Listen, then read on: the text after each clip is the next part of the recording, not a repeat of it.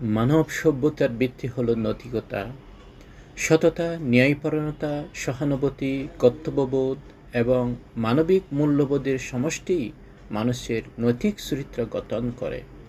যখন কোনো সমাজে এই নৈতিক ভিত্তি দুর্বল হয়ে পড়ে, তখন তাকে নৈতিক অবক্ষয় বলা হয়।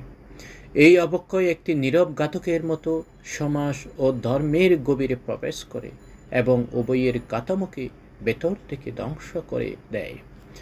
সমাজের উপর নৈতিক অবক্ষয়ের প্রভাব অত্যন্ত ভয়াবহ ও সুদূর প্রসারী।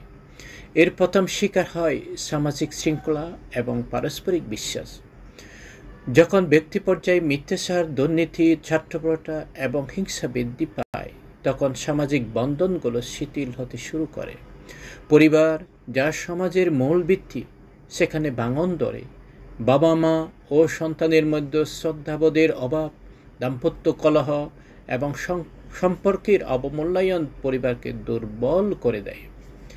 এর প্রভাব পড়ে নতুন প্রজন্মের উপর, যারা দিক নির্দেশনাহীন ও হতাশা হয়ে পড়ে। ফলে সমাজের অপরাধ প্রবণতা, যেমন চুরি, ডাকাতি, ধর্ষণ ও সহিংসতা মারাত্মকভাবে বৃদ্ধি পায়। আইন ও বিচার ব্যবস্থার টাকা সত্ত্বেও দুর্নীতি ও স্বজনপ্রীতির কারণে সাধারণ মানুষ ন্যায় বিচার থেকে বঞ্চিত হয়। বিশ্বাস ও আস্থার অভাবে সামাজিক সহযোগিতা কমে যায়, যা দেশের অর্থনৈতিক ও সামাজিক উন্নয়নকে বাধাগ্রস্ত করে। অন্যদিকে নৈতিক অবক্ষয় ধর্মের প্রকৃত উদ্দেশ্য ও পবিত্রতাকে মারাত্মকভাবে ক্ষুণ্ণ করে। পৃথিবীর প্রতিটি ধর্মই শান্তি, সাম্য, মানবপ্রেম এবং আত্মশুদ্ধির কথা বলে, কিন্তু নৈতিকভাবে স্খলিত মানুষ ধর্মকে তার ব্যক্তিগত বা গোষ্ঠীগত স্বার্থ হাসিলের জন্য একটি হাতিয়ার হিসেবে ব্যবহার করে। মানুষের মূল আধ্যাত্মিক শিক্ষা ও মানবিক দিকগুলো উপেক্ষা করে বাহ্যিক আনুষ্ঠানিকতা, গোঁড়ামি এবং উগ্রপন্থার প্রাধান্য দেওয়া হয়। ফলে সমাজে ধর্মান্ধতা ও সাম্প্রদায়িক বিদ্বেষ ছড়িয়ে পড়ে, যা প্রায়শ ভয়াবহ সংঘাতের জন্ম দেয়।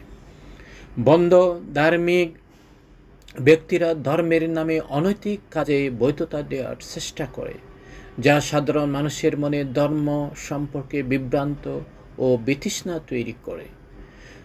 ধর্ম যখন আত্মিক উন্নতির পথ না হয়ে ক্ষমতা, অর্থ ও আধিপত্য বিস্তারের মাধ্যমে পরিণত হয়, তখন তার মহৎ উদ্দেশ্য হারিয়ে যায়।